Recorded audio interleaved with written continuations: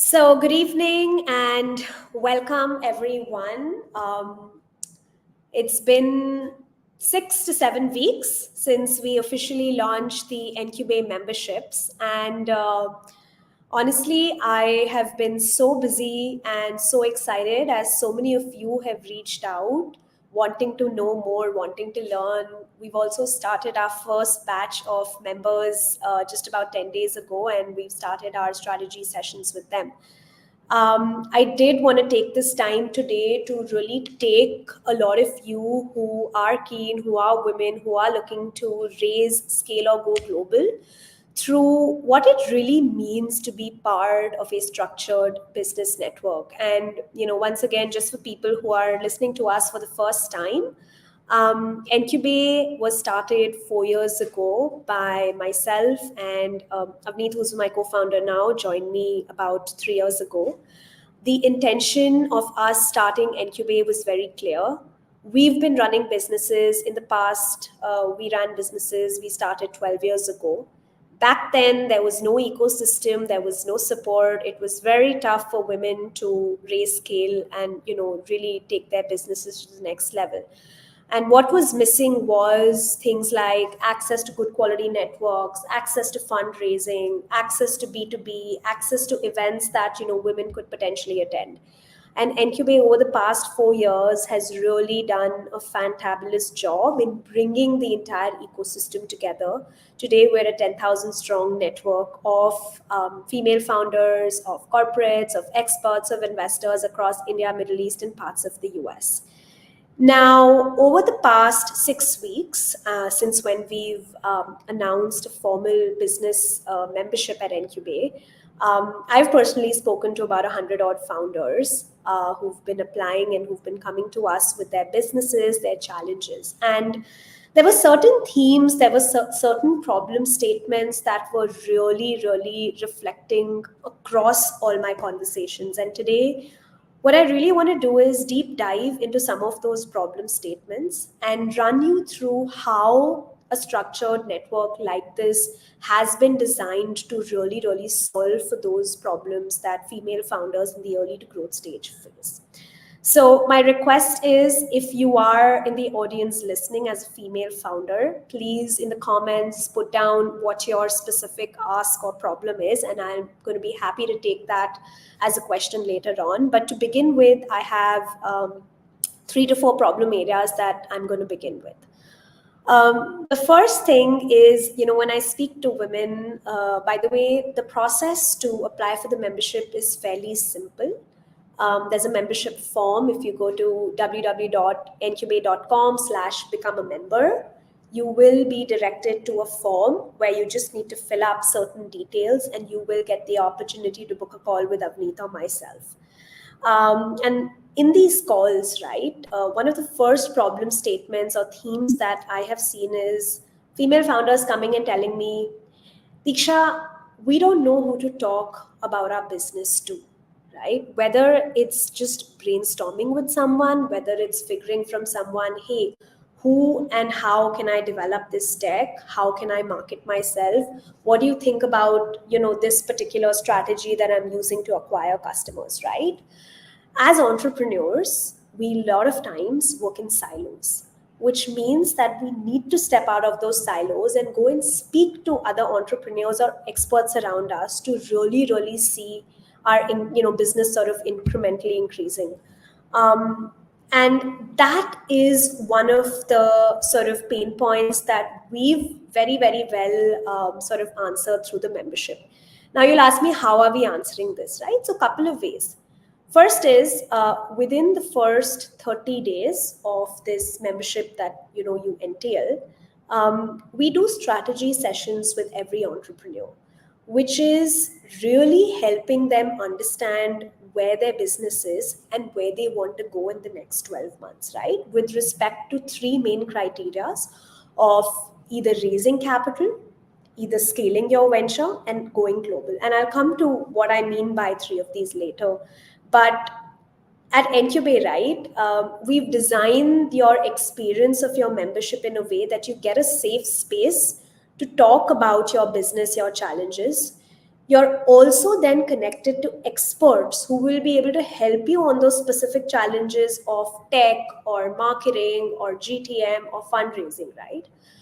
We've developed a very, very robust growth consulting practice at Ncubate, which is being led by Chandani Nehalini, and I will be making that formal announcement. She was previously heading PayPal at India and Southeast Asia, has now turned a full-time business coach and consultant, and has really joined us of late to really curate this growth consulting process for startups. And the thought behind this was very simple.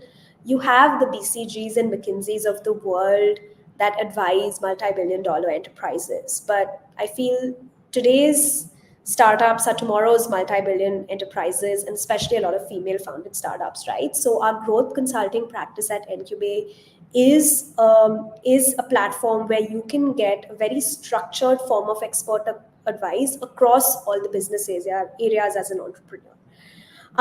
So when women don't talk business, or when women don't know who to talk to their business challenges about, we solve this by giving you those strategy sessions, by giving you access to expert consulting hours with our experts, as well as events, right? I'm sure a lot of you know about our power circles, which are our signature events where women meet, network, and build relationships to really, see how their business can grow. A lot of times, even though you might be in a particular city, you might find it hard to find like-minded entrepreneurs who you could meet up with, right? So if you're in Bombay, we're doing one next week on the 23rd. We do our power circles across 6 cities.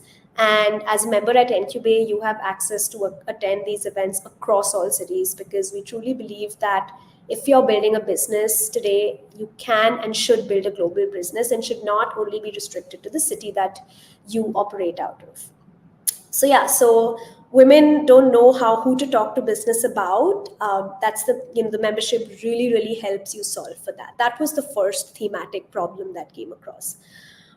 Let's talk about the next one, which is something I strongly feel and I talk about, where I've had the pleasure to speak to women who are building in insure tech, who are building companies in sustainability, who are rewriting education. I know edtech has become a taboo word, but trust me, education is a big sector and it's not going anywhere. And I've spoken to some amazing women, right? Healthcare, consumer. And I truly feel that the women and what they are building, they don't really talk about themselves and their ventures as much. We live in a world where it's a complete information overload, right? And if you're running a business, it's your priority and it's your responsibility to yourself that you make it obvious to everyone else, your potential customers, what you do, why you do, and why should they come to you, right? And I always say this, that a brand is first going to be built if someone knows who the founder is and knows their credibility, knows what their experience is, knows their why, knows their vision, right? We are attracted to those products and services where founders are the ones who are actually putting in the effort to tell us about why they launched those companies. How are we solving for this, right? I think a big way to do this is just by helping women and giving them the confidence by endorsing them, right? We have a very structured way of where we help our female founders build their personal brands, and then of course help them translate that onto their venture brands, right? And this is through helping them understand how they can leverage platforms like LinkedIn to stand out, how they can really get better speaker opportunities, how they can be endorsed across the 10,000 strong network that we have, right? So I think brand building and personal brand building starts from a place of confidence, from a place of someone telling you, hey, what you're doing is excellent and what you're doing should be spoken about, right? That's the kind of warm and safe space that Ncubate ends up giving you. And then, of course, we move you into a more formal, structured way of really giving you those opportunities every month to put you out there within your potential consumer group, right? In fact, I do want to encourage all of you to go on YouTube and look at some of the videos that we've put up. Last year, we ran global delegation from India to Dubai, and we had some amazing female founders take the stage there and speak about their stories and businesses that are still available for you to see, right? So, brand building is something that I know as founders and as women we put at the bottom of the list, but at NQB we truly believe that we can come in as that sort of invisible force to really coax you towards building that brand. So that's problem number two for you. In fact, at the Power Circle in Bombay on the 23rd, if you're going to be attending, and I'm really encouraging you to do that, you will see how women do get an opportunity to speak about what they do. And you never know who is listening in the crowd and who could be your next collaborator, your next partnership, your next customer. Right? So that's the second thematic problem area of not being able to talk about themselves and build those strong brands that Incubate is very, very effectively solving. And the last one is, I think, just a characteristic of who we are. I see that a lot of times there's a hesitation in some women to ask for help, right? And it could be something as simple as I'm looking for someone to outsource my tech to. Please tell me who I can go to. I'm looking to understand how I can track and store my data well. I'm looking to, maybe talk to a few other female founders or investors to get advice on what I'm doing, right? I know it sounds easy, but just picking up the phone, asking for help, going to those WhatsApp groups and writing out what you're looking for is sometimes the hardest thing to do, right? And we at Incubate are really, really doing our best to help women ask for help in ways without making it uncomfortable for themselves, right? And it again comes back to everything that we offer at the membership, right? Through our forums, through our strategy sessions, through our master classes, we make it extremely comfortable and easy for founders to kind of put their questions, put their doubts across. There are one-on-one sessions, there are group sessions, and then there are WhatsApp groups, and there are in-person events, right? So if you're someone who's comfortable asking, in an online webinar, you can do that. If you're someone who's comfortable asking us on a one-on-one call, you can do that. If you're someone just putting up a anonymous query on one of our WhatsApp groups, you have to do that. And of course, if you are someone who is happy to attend an event and ask those questions so that you get a larger crowd to answer you, you have that opportunity, right? So asking for help is one of the most underrated founder skills. I do date, right? If there's something that I am confused about, I will go to my network, post on forums, or just talk to a few people and say, hey, this is where I'm stuck in my business. How can I move forward, right? So we're creating that safe space and multiple channels for founders to ask us their queries, right? So this is what I feel we bring as a network. It is extremely structured. It is pointed towards our framework of raising, scaling, going global. And now let me explain that.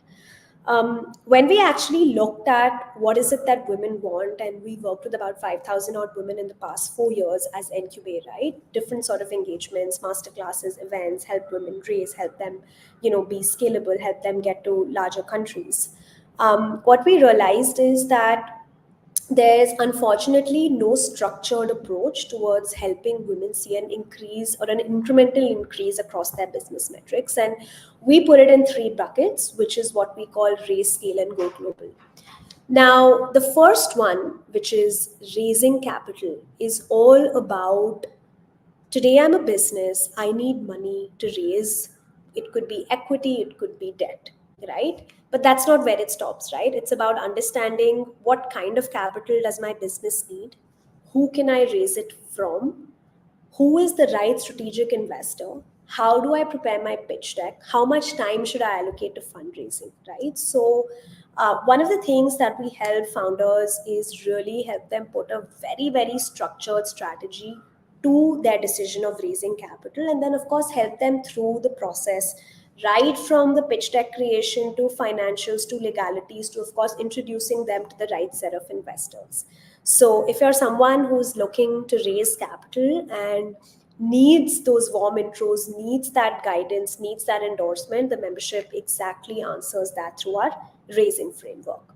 Coming to scaling, which I think is applicable for almost all businesses, Scaling in terms of how can I increase my revenue? How can I increase the reach of my product or service? How can I get more customers? How can I launch in another city or a country, right? Everything that points towards you going from point A to point B in an upward looking direction is where scale comes in, right?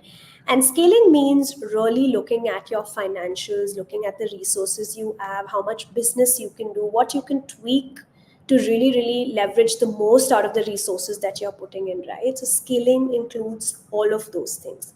And the last one is, of course, going global, which is about today as a business I operate in X country.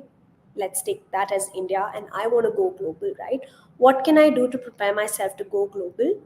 The network is based out of India and Middle East. So we actively help a lot of startups and larger enterprise figure out the market in the Middle East, what works in that market, what doesn't work. There's an initial market research to also figuring out how do businesses and entities work there, because every country has a very different set of laws and structures, right? To who is the network that I should be reaching out to there if I'm looking to go global. So that's our RSG framework that we've been following. And again, like I said, everything that we do on the membership is extremely intentional. Everything that we've designed is keeping in mind an incremental increase in a very structured manner for female founders. So, those were some of the things that I did want to take time to talk to you about.